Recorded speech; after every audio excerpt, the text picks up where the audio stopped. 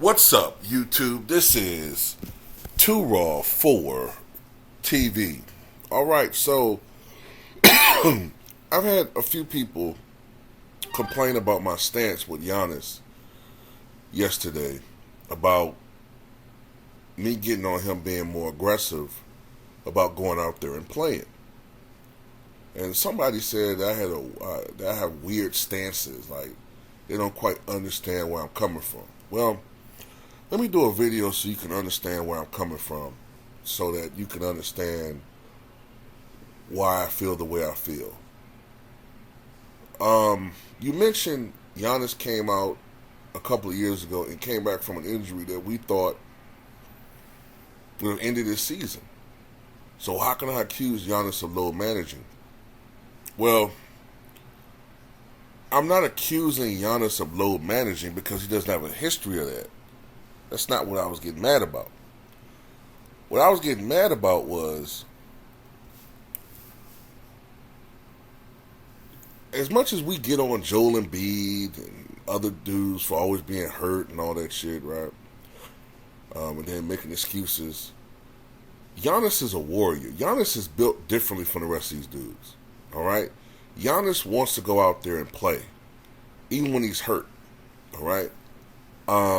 When Giannis hurt his ankle, I think it was against the Miami Heat a couple of years ago in that playoffs, that people conveniently forget that he got hurt. You see, it's funny when everybody else gets an injury. People, hey man, you got to remember such and such got hurt, man. Remember LeBron got hurt. Remember Kawhi got hurt. But with Giannis, it's always, well, he gutted out, blah blah blah blah. And that's true, and I take up for him a lot of times. He couldn't play with that, even though he tried. He couldn't play on an ankle. That's something that could be career damaging or altering. But with this situation, it sounds like he suffered a bruised tailbone. That's not the same thing as a knee injury or an ankle injury. Okay, it can be painful. But remember, Giannis came back a week or so, right, after he suffered that leg injury, which looked like he broke his fucking leg. We saw that against the Atlanta Hawks. But he came back a week later. Yesterday was a week after he suffered that tailbone injury. I and many other people anticipated Giannis probably would miss game 2. But they had 2 extra days off, 3 days off, I should say, between games 2. I think they had 3 days between games 1 and games 2. And then another 3 days between games 2 and game 3. So they had a lot of time off. So I was shocked when Giannis didn't play. And then to come find out that he wanted to play. But they wouldn't let him. I think especially coached by Budenholzer, because they foolishly thought that they could go out there and win without Giannis. Not when you got a coach like Mike Budenholzer who doesn't seem to know how to strategize. And then when he does make adjustments, he doesn't stick to it. I mean, it's just, I've never seen a more stubborn, like, complete dope of a coach. But the fact remains is this. This ain't the regular season. This is the playoffs. And unlike Joel Embiid, who has a week off, right, and he still may not be ready, but at least the Sixers took care of business and had a 3-0 lead when Joel Embiid went out, and we know the series is over. 3-0, that's it. So he could afford not to play yesterday. He could, get an additional period of rest. The Bucks are not in the same position to do the same with Giannis. They're going about this series like they got it won, or will win it eventually. Miami might fuck around and upset this goddamn team. They might fuck around and upset the Milwaukee Bucks. Now watch this. Everybody that's getting on me for Giannis not playing Sunday, I guarantee you Giannis plays in game 4.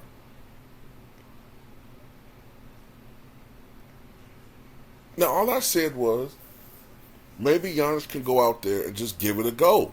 Just give it a go. If he can't go, if he's that hurt, then okay, then he can't play. But man, I'm sorry, man. Y'all don't understand. Some of y'all younger dudes just don't understand because y'all grew up in this era of basketball. When I grew up watching basketball, an injury like that, tailbone, you might in the playoffs, you might miss a game, maybe even 2 games because the games weren't spread out as much. But a week later, man, they gave you a cortisone shot for the pain, and you went out there and played. There were guys that had back problems, back flare-ups, back injuries. They went out there and played. Scottie Pippen, remember, Scottie Pippen played after he aggravated a back injury. He went out there in Game 6. Back fucking killing him. 1998 NBA Finals, and still went out there and played. So excuse me when I don't fucking think that it's the worst thing in the world for Giannis to play with a bruised tailbone. That has had a week to heal. And I hate to keep doing this because I know it's not the same as playing basketball, but I have went to work as a regular guy. I know they say, oh man, you're comparing you working to a basketball player. Fuck yeah. Fuck yes, because I don't make $35 million a year. And what I was doing was physical labor, which involved me bending over and picking shit up. And I had torn ligaments in my back, and I gutted it the fuck out.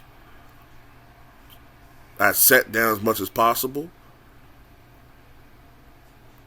but I still did what I had to do, right?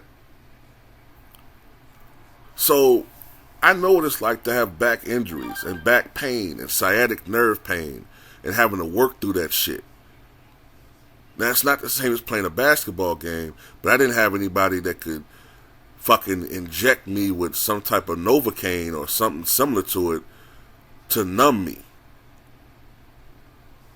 so you don't even feel the pain. Now, it's a difference doing that with an ankle injury or a knee injury. I'm not saying everybody got to be Willis Reed, but these are the stakes. They're in the first round of playoffs, and they're down 2-1. He's your franchise player. It ain't like he's around a bunch of young dudes. This team is built to win now, and they're trying to win a championship. If Giannis can play, if he wants to play, let the man play. Let him try. That's my problem. That's my problem. Because I knew what happened last night was going to happen. They're going on a road without their leader. Chris Middleton, man, that dude is not reliable like that. Chris Middleton is a reliable number 2. He's not a leader. Drew Holiday, he tries, but Drew Holiday is not Giannis. And I knew Mike Budenholzer is a moron that's not going to adjust to Giannis not being out there. He did it last game, but he went right back to his normal dumb shit. And I told you on my other channel, I anticipated a blowout. I thought Miami was going to win something like 110 to 80 something. I was close. So if you think my takes are weird, well, at the end of the day, you're entitled to that. But that's why I felt the way about Giannis. I actually expect more out of Giannis because I know what he's capable of, because I know how he's built, and because I know he's not just low managed like the rest of these clowns. That's not in his DNA.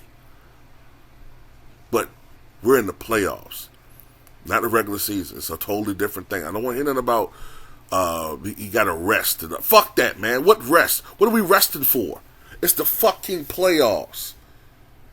Don't start that bullshit with the low management in the playoffs. I don't want to hear that shit. I don't care about next year. Fans don't want to hear that shit. So anyway, that's all I got to say about that.